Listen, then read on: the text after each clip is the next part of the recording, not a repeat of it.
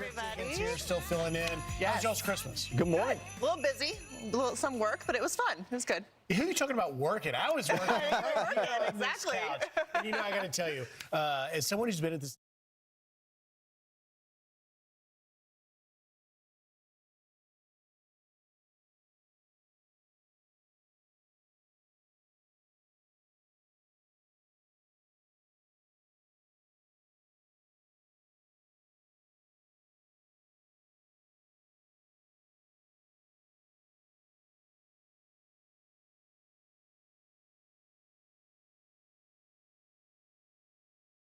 network for more than 20 years, spending Christmas with our viewers was really special. Yeah. I really enjoy it, and they were so great sending us emails and sort of spending the day with us. And I was obviously with Kevin Cork and Carly Shimkus, and at one point we were doing a demo. Oh. And it involves toys you had to put with the right year. I think I know where this is 60s, going. 70s. Yeah. I love that game, by One the of way. them was, you know, what year was a skateboard invented? So I naturally was like, oh, that's the 70s. Kid born in the 70s. I knew that right away. And it sort of nostalgically took me back to my skateboarding days. You're also a surfer, similar vibes. Well, So are you saying you're older than the skateboard? Like, I didn't know that. I thought it was maybe a little bit before that. I remember Marty McFly had one a long time ago. yeah, I'm pretty sure I am actually older than this skateboard. But yesterday, Carly said, oh, Griff, you like that skateboard? Do you want to ride the skateboard over to the couch? And you said, yeah. And so I gave that a shot, although it didn't work out quite so well. Take a look.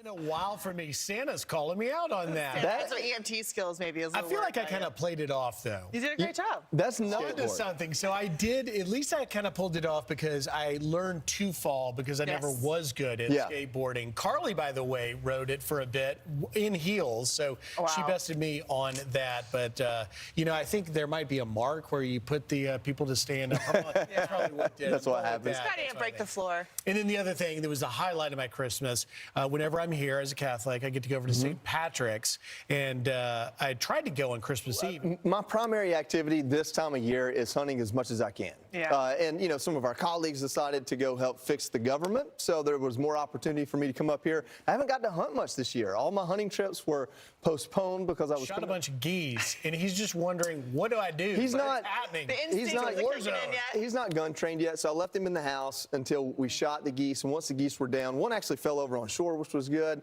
and the other two were in the pond. I just brought him out while we paddled over to get him, just to get him familiar with, hey, this is what we're doing. Yeah. There's a great book called Water Dog. If you want to train your own dog, read it. I've read about half of it, and I haven't implemented any of it, so I've got a long way to go. So is there any retrieval of the geese in the pond, or do you leave them there? Oh, you never leave them there. I don't have enough catfish to take care of them. I have a boat. So this is the other funny part. I have a boat that my uncle gave me so I could go out in the pond and get my geese, but it doesn't have a plug in it and didn't come with a paddle. So I put a stick in the plug, and that worked, and I was using a square-pointed shovel to paddle out. So it was the most redneck thing I've done in a while. Video of that next time. And it was good, though. We got the geese back, got our Christmas goose. Matt got some training, and it was a great Christmas Eve morning. And then the rest of the time was with family. We're going to have to get some updates on Max training. We'll see. I'm curious about how this... Yeah. Then you traveled up here. Then I got on a plane and came up here. And I'll be honest with you, no traffic in Atlanta. The Atlanta airport was dead. Yeah. I could not believe it. I really couldn't. That's rare on any day, much less Christmas Day. Okay, well, a couple weeks ago, I was getting ready for Christmas, and I went to Arlington Cemetery and did wreaths across America. Oh, so wow. I was able to go with a crew of friends, and we put the wreaths on the graves, and of course, you say the name of the... Hey, can we go back to that shot? Gadsden doesn't look excited about it either. He was. He wanted your opinion about that at friends@foxnews.com. Yeah, and friends at foxnews.com, send us your pictures from Christmas so we can see what you did, and if you had any massive pressing debates like whether things were pigeons or ducks. Or any wipeout photos or videos would be good too. Yeah. All right, it's a tale of two Christmases. She's got some details on this for us, Alex. Hey, good morning. All right, Alex Hoff, live from Washington, kicking things off. Alex, thank you.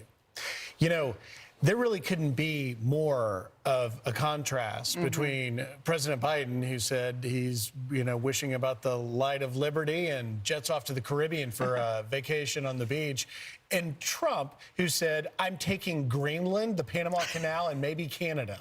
Yeah, I love what she said at the end there. I had this conversation years ago when he did this the first time with this idea that because of his persona and the celebrity angle, and he is really witty and funny, boiling over with either our GDP or our military, whether it's true or not, there's a big part of international conflict called posturing, where you don't go to conflict, but you present yourself, speak softly and carry a big stick, putting the naval fleet around the world, I believe, and so doing stuff like that matters. I think that the Greenland thing, we're not, as Americans, maybe taking it as strategic as it could be. Yeah. So you're on team take Greenland. I'm on team don't spend a whole bunch of money we don't have. By the way, can you imagine being Greenland's prime minister and getting, your aide comes in and says, oh, hey, Merry Christmas. By the way, Trump says he's taking us. This is one of the first questions I asked when Trump won again. So where are we on the Greenland thing? Because this was one of the last things that he did during his first term, and former Secretary of State Mike Pompeo almost made a trip there on one of his final trips as a Secretary of State, and it is a very strategic location. China is making their way into everything, as we know, including the Arctic, and we also know that the Panama Canal is about China, which he talked about in his statement yesterday, saying that Chinese soldiers are illegally occupying the Panama Canal. The Chinese Communist Party is controlling a number of ports in the canal. They control a number of companies that are watching and surveilling a lot of what's happening in the canal. And the fact is that the United States military and the United States taxpayer built the Panama Canal with our dollars. So he has something to say there. It's definitely a negotiating starting point if he's not serious about taking both of those things. One more thing on Greenland, I have to put this out there. For those of us that grew up with the Mighty Ducks, the one thing I learned about geography was that Greenland's covered in ice and Iceland's green. But if AOC's correct and the ice caps are melting, we're going to want to be in Greenland. That's going to be the temperate climate. So you sold me. Yeah. You can ski there. You can paddleboard around Greenland. I mean, there's lots of activities. You can go on a dog sledding tour of Greenland. Well, lots of things to do. The other social media post that was got the most attention, I think, my favorite, pertained not to Greenland or the Panama Canal, but to Canada. Out of nowhere comes this post. With him running in Canada. He's a conservative candidate running against the current Prime Minister, Justin Trudeau, or as Trump would say, the next governor of Canada. It's also unclear exactly why Trump and Wayne Gretzky were hanging out on Christmas, so maybe we'll get more of that. You never know who's going to be down at Mar-a-Lago. You never know. You never know. No, I think if you can be beloved by an entire sport and its fan base in a country like Wayne Gretzky pretty much is, why ruin that? Why take a chance, for what will be the 51st state anyway? So I guess it's not a big deal. We'll see where that goes. Meanwhile, obviously, I talk a lot about the border. We cover the border. And, when Tom Homan begins a crackdown as soon as President-elect Trump takes office, it's going to be day one. A lot of things are coming, and one of the things they'll be targeting are hotels like the Roosevelt and the Watson here in New York, where migrants have gotten a absolute free ride. You're going to see, I think, those hotels probably empty, but one migrant here yesterday talking, and by the way, we can show you the numbers, right? So just across the country, here in New York City. Yeah, those are basement numbers. Those are provable numbers. I think what she's saying is, I had no idea that I was going to be treated this well or, have it this nice. Going to be this easy? Yeah, and those are, it's a recycling of tax dollars. So the money goes to NGOs through federal grants or state grants. Then someone writes a check to the hotel who's benefiting. So this illegal immigration industrial complex that has been developed and really just pumped up over the last 4 years is also going to come to an end. There's been a lot of people cashing a lot of checks of taxpayer dollars somehow, laundering of your money to make sure that these people are benefiting. That was a business decision by these hotels. Absolutely. I mean, they're nice hotels. Some of them are foreign-owned. They're not even American-owned hotels. It's not like they're being put out. They saw, hey, here's a guaranteed check every week, every month that's as much as we're making or more. Let's go ahead and do it. And there's a dangerous part to that statement, because in the big picture, every border official I've ever talked to explains there are pull factors and push factors. The push factors in the countries where life isn't good is what's pushing them to think about trying to get to the U.S. illegally. The pull factor is the success that they have in that dangerous journey, paying smugglers to get across the border. And when you have a woman saying, I've never had it so good, that's a pull factor. And that is part of the problem. And of course, the hotel plays a role in that and giving them those accommodations. Yeah. So more on that. All right, turning now to your headlines. Focusing. I think that's one of the most impressive things to see is an a cappella performance like that. That group, we listen to their Christmas album. Pentatonics. Yes. I was listening to it all What a day name, yesterday. Pentatonics. Great And name.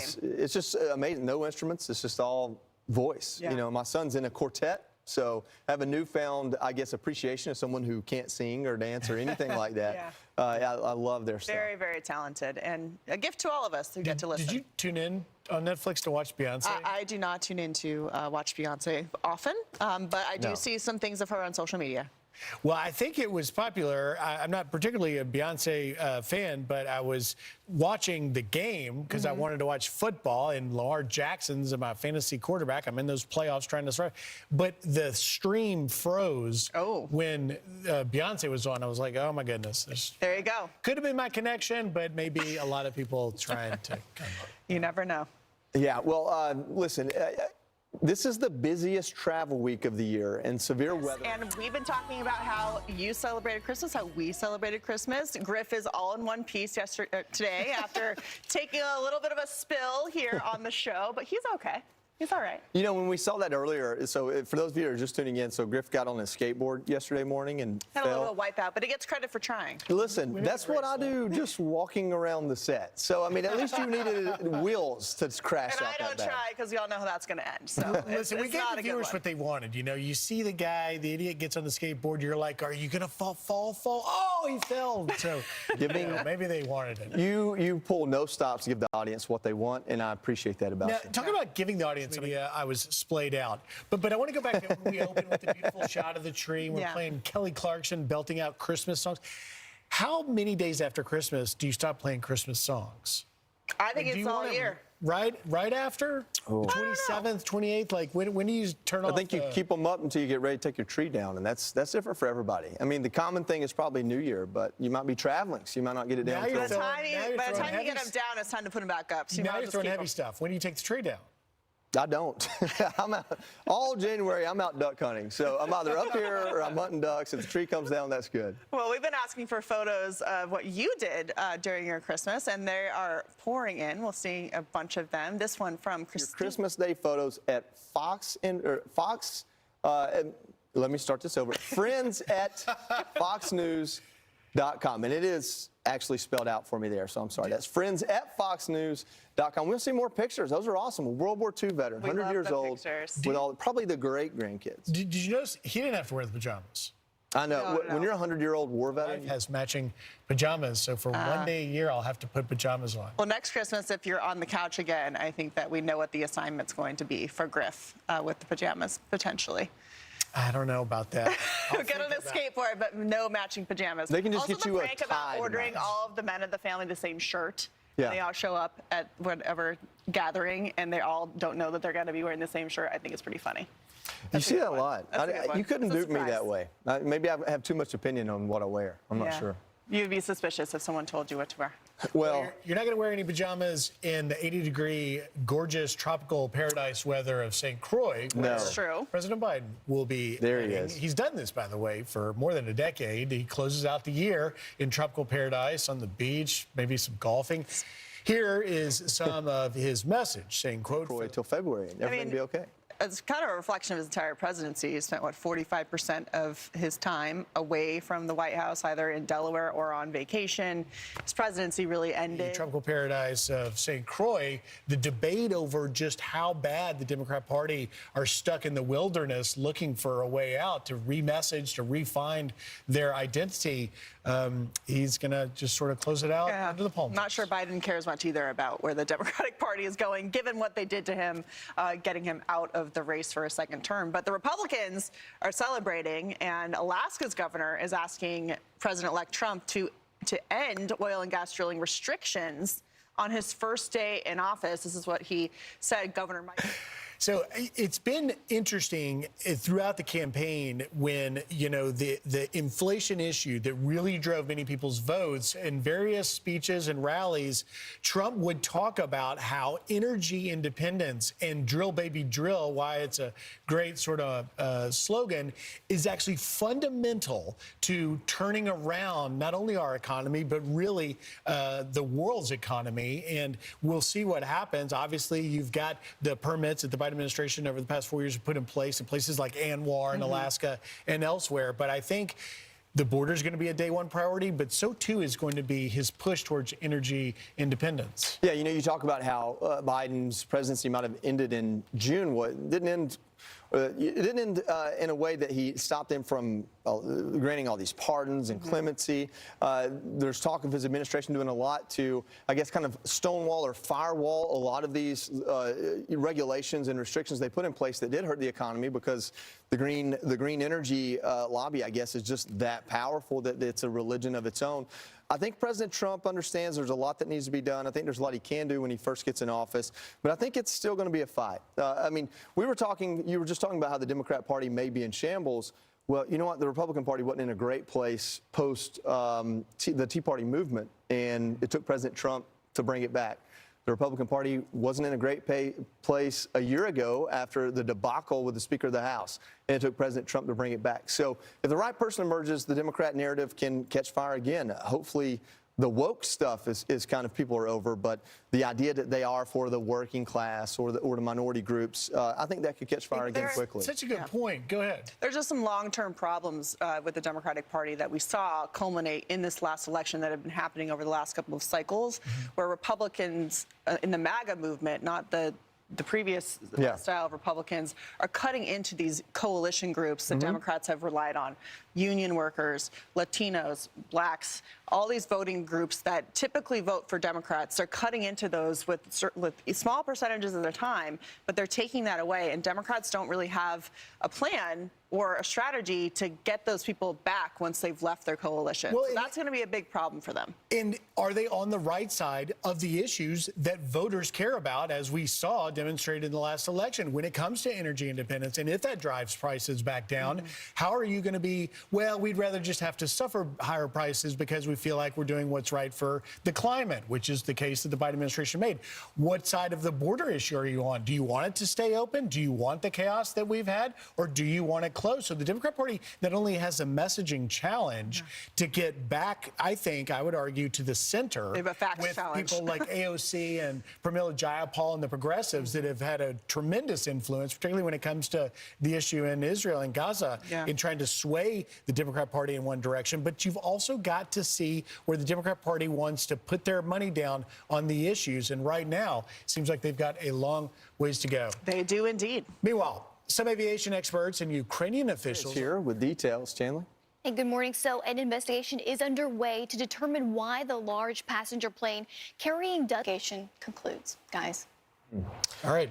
Chandler Painter, thank you very much. Thanks, Chandler. That That black footage box is sad. going to tell everything. I mean, who has the black box? But will Russia tell everything? Friends at foxnews.com and tell us what you think. Those are your headlines and a pressing debate question again on this morning after Christmas.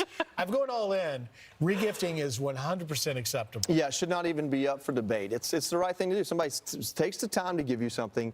You don't have a use for it. The best thing you can do with it is Specifics, but if it's something very meaningful that's maybe in the family, maybe or somebody like give it made away. something for you. Yeah, or something like that. But regifting in general, I think is fine, but just depends on the sentimental value of the person giving it to you. Have you ever gotten a gift and you knew it was a regift? You're like, this has. You're like, definitely a regift. Yeah.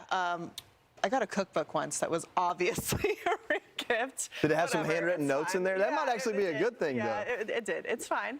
What about It's you? all good. What about Have you ever regifting? gotten a gift and you were like, I know I'm being regifted? I don't know. I'm sure I have. I don't really pay that much attention. Like everything's utilitarian in my mind. You know, whatever the gift is, like, okay, I can use this or I can't. That's about, that's kind of where it comes down to. The thing about regifting, though, is you have to keep track of who gave you the gifts so that you don't regift to the Yeah, person. so like, I I got wanted you to- this, and they're like, I got you this last year. Why are you giving it back to me? I will say this. I wanted to regift this year going to my side of the family's Christmas, but I realized that I got that from someone that was going to be there. See, there you go. And so if they would have seen me regift it, I would have felt bad. So those are more things you mail to friends that are further away. What man. happens if someone comes to your house and they're like, where's the whatever I gave you? What do you say? I let them know it had no purpose in my life and made its way somewhere else. Thank you for the sentiment.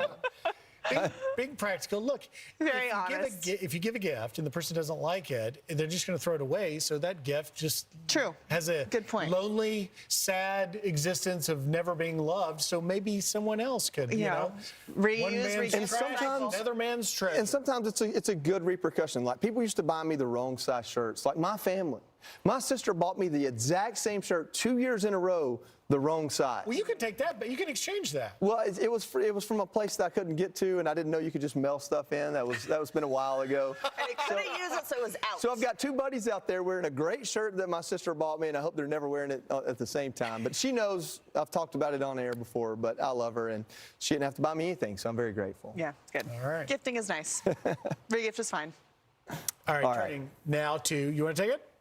Yeah, you know, listen, this conversation is saved by the bell. We're going to quit talking about regifting and talk about star Mario Lopez. You remember him? His term, spiritual muscle. Yeah. You know, you don't think about that, but really, as with all things, one has to work on their faith. I have to, you know, and I went to church yesterday, and, you know, when I was sitting there, it's Christmas, so it's really a special service. I had Cardinal Dolan, but it did occur to me, you know, maybe in 2025, I'll work on trying to make it to church more, just centering one's life around faith. And that's what he's talking about, right? Particularly in a place which is anything but full of the faithful, out in a place like Hollywood, where we see morals at an all-time low, traditionally speaking.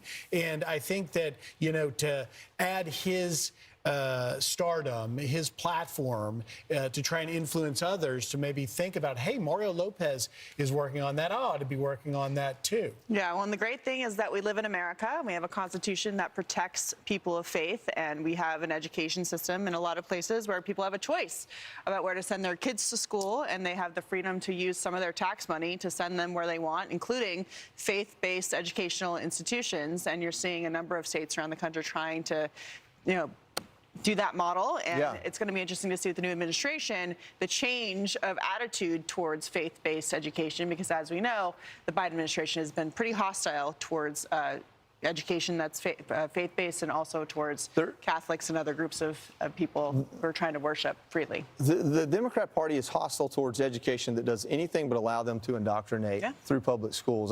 I'm very fortunate. My son and daughter go to a charter school system that is a public school, and when they kicked off the school year, it was academics, athletics, the arts, and America. They put patriotism as one of the 4 pillars of the school. In every school. And so, you know, like Mario Lopez is he's finding the right education for his children through Catholic school. Our former colleague Pete Hegseth talked a lot about this, and where he moved, you know, states away to put his kids in a school that he believed in.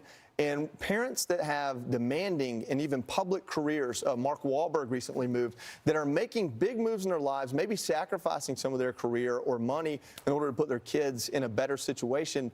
You know, that type of, you want to call it self-sacrifice. Everyone I just named is doing pretty well in life. But that type of putting your kids first, I think that's where, as a parent myself, my son has pulled me back into faith, honestly. He chose to join a church and get saved, which is in Christianity, being baptized and joining a member of a church. He chose those things, and going to support him kind of pulled our family back into it. And so I think this is just a part of that underlying change in society where the pendulum swings both ways. And so it swung so far to this woke left, everything is acceptable, nothing is sacred, that I think even the youngest among us are helping swing it back, at least to the middle. Yeah. It is a sacrifice, though, because a guy like Mario Lopez is now going to be known for making these statements in a place where he still is an actor, still has to go and show up and go to work. So, you know, he does certainly get credit for the courage, really, to say, hey, here's what matters to me, here's where I stand, and I'm going to encourage others to find that spiritual muscle. And it's smart, because most of America agrees with him. So if you want more of an audience for the stuff you're working on, it's a good place to look. All right, we're going to, California Governor Gavin Newsom and I learned it from Wikipedia. So just, I don't want to take credit for something. I don't want to seem cultured, because that's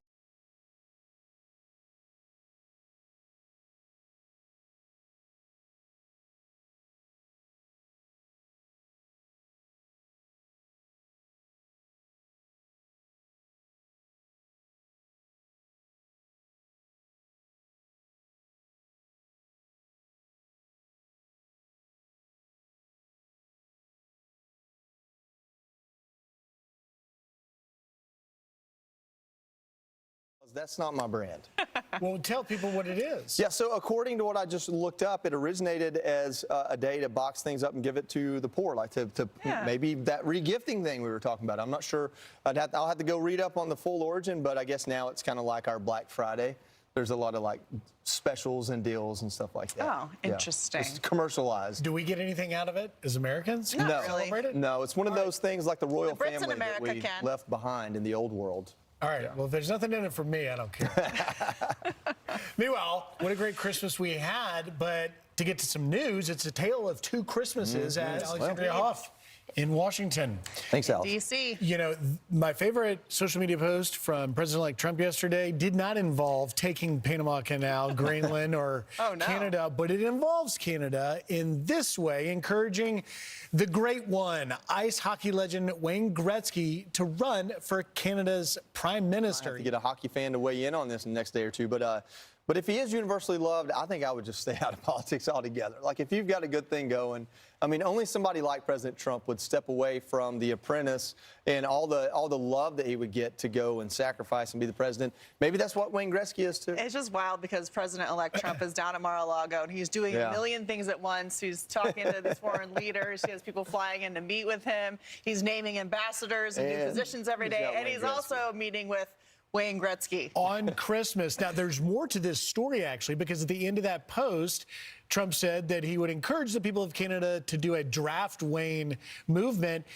Wayne Gretzky's wife, Janet Jones, retweeted on her social media with our neighbors to the north, particularly when it comes to, the northern border gets such little attention, but we have all sorts of problems on the northern border, too, that needs to be That's why secured. Justin Trudeau made that trip down to Mar-a-Lago as soon as Trump made the tariff threat. But he might not be Canadian New York Rangers fan that would have a chance to vote for Wayne Gretzky is going to pull that lever pretty hard in his favor. Listen, just real quick on the state thing. There are a lot of Canadians that watch our show, and I get reminded of that on social media because I'm a little bit of an American snob, and they remind me that they watch, and I know they have a lot of pride in their nationality and who they are. But if Canada became a state, it should become two states because we don't need one liberal state. We need to separate those liberal cities and the rest of that country. I'm just saying, for my own conservative politics, make it two, not just one. It'd be great for American hunters to have. That's what I would like, to have a resident hunting license up there. That would be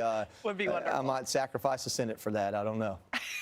That's an interesting debate indeed. Two states. It's the same debate that goes around Puerto Rico. This idea of, well, how does it change the balance of power? Not just the liability of bringing in a state, but where does it lean? Is it one or is it two? Governor Wayne Gretzky, that's going to take a while to get used to. See if that happens. We'll see what happens. You never know. Turning now to some of your headlines, some aviation experts. Yeah. Give me one, too. I don't do that, so I'll let you do it for me. I mean, $1 billion, I would be able to find a purpose for it. What's that saying? I won't tell anyone I won the lottery, but there will be signs. Yeah. Oh, and the signs for me, redneck heaven. Okay, now we're going to go to... Lip sync, live. Who can tell the difference these days? All right. Chandler Painter, thank you very much. Lip synced and pre-taped. I don't know. By the way, let me just say. That's both a double whammy. I wasn't much for the Beyonce halftime thing. However, I have Lamar Jackson and Taylor Swift's boyfriend on my fantasy football team. That's funny. And things are going well. I love how you say he's Taylor Swift's boyfriend, not his name. Yeah. That's Travis Kelce, also known as Taylor Swift's boyfriend. Yeah. And for many viewers, look, Taylor Swift has been such a gift to the NFL. There are tons of young female viewers now. I don't have the exact stats, but that tune in to see games when Travis Kelce plays, particularly when Taylor Swift is at the game. They have T-shirts on that say, "Go." This is not about Taylor Swift, Griff. This is about people who at least performed over the weekend. Some of them may have lip synced. Isn't that kind of what Mariah Carey does now? Like, she's had multiple incidents She doesn't have to be live. Yeah, I mean, she's known to be Taylor Swift's boyfriend, Travis Kelce, on my fantasy team. See, and I have Lamar Jackson's #1 receiver and running back on my team. And it didn't matter because I didn't make the playoffs, so this weekend didn't help my fantasy team at all. And I don't have a team. one of those teams. So I guess fantasy I'll just football go for your team. Well, if you get one, be sure to get Taylor Swift's boyfriend on your team. He's Okay. best tight end. Just broke the all-time record in Okay, Kansas as City. long as he's good, Shooting touchdowns. then I'll put him on the team. He's fantastic. I mean, you know, actually, I'm not sure if Taylor would stay with him now if he wasn't good. Oh, that's You know, but who knows? and- There's even rumors. I'll just throw it out there for Taylor Swift fans talking about this. There's a possibility that in the new year we could see them get engaged. Oh. Some even saying on social think media viewers are rumors probably that it could be pretty far down the line. I don't Interested know. in why you know all of these things. I'm not disparaging Taylor Swift. I don't have anything against her, but it is the day after Christmas, and there is a long list of pop stars with great Christmas songs before you get to Christmas Tree Farm. So I think she's getting a disproportionate amount of love today. And I'm just going to leave it at that. Let's give some love to our viewers because they've sent us a bunch of photos about how they celebrated Christmas. It's very fun. Yeah, this one from proud Grandma Kelly in Maine. Pigeon, I think. But we're going to go with duck. I think, It's okay. I think pigeons have feet, Katie. They do, I'm but pretty they're sure not. pigeons- They're weird like this. They have these weird feet. They're not cute duck feet that do the water. They're all situation. over the street right outside our building. They are. They Now, are. well, Labs like ducks and pigeons, so it's a good choice either way. Does Gadsden care? Like, would he be more inclined to chase a pigeon than a duck? He's not too inclined to chase He doesn't look much very of chasey. anything. No. He's a diva dog for sure. That's okay. You know, his Labrador Retriever comes out when he wants it to, not necessarily spoken. It's a duck. Okay. Even though I still think it's a pigeon. Well, we're going to sit here on the couch and debate ducks and pigeons, but this is a week where a lot of people don't have a lot going on. Some would call it Twixmas. Others call it a dead week. It's this period between Christmas and New Year's Eve. Do you guys agree? Do you eat the candy bar? Why is it called Twixmas? Oh, I didn't even think about that. It's between. The time It's a between. slang word for between. Yeah. So it's between Got it. Christmas Got it. Okay. and For some reason, I was thinking that you're supposed to eat a bunch of those Kind candy of like the bars Twilight during Zone. the week. A little bit. Twixmas. So real quick though, I mean, I just read this whole. I put a lot of work into that, reading about how people do nothing in the time between Christmas and New Year. I'm here working today. I'm here working tomorrow. I don't think we have a real good barometer on what Twixmas There's is. a lot of people working, but for some people who maybe have kids in school, they get usually 2 weeks off for Christmas break. Yeah. So it might be some nice time to spend with the family and the kids. Maybe take a vacation, going somewhere, or just unplug, like many people need, especially at the end of the year. And maybe it's not a perfect Twixmas when, you know, Christmas and New Year's fall in the middle of the week, Yeah. which makes true. it challenging for some people with their jobs. You know, when it falls on the weekend, that dead week is really Makes it a little easier. to check out. Yeah, because now you have Monday and Tuesday, and then Thursday, Friday. Yeah. One in the middle. So that's a little awkward. You know, before I had a real job, we always lived away, like D.C. or Texas, recovering and doing stuff. So we'd travel home for that week, and it would be hunting season. I get to hunt the whole week. It used to be amazing, and then I decided to just work. Well, while you're up here working, you can hunt pigeons all day long. I know. And call them ducks. I can just call them ducks. Just like a duck. All right. Meanwhile, drone activity across the country leaving millions of Americans on edge.